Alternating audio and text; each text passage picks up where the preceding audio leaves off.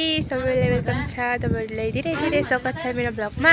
आज चाहिँ हामी दिदीको घरमा आएको छौं। दिदीको घरबाट चाहिँ रसुवाको भैरल झरना पाङ्गे झरना चाहिँ एकदमै राम्रो देख्दो रहेछ। तलबाट जाँदा चाहिँ झन् यति धेरै राम्रो। तपाईहरुले अरूहरुको टिकटकहरुमा पनि देखिसक्नुभयो होला। यहाँ हेर्नु त कति यस्तो झरनाहरु त कति राम्रो ठाउँ छ।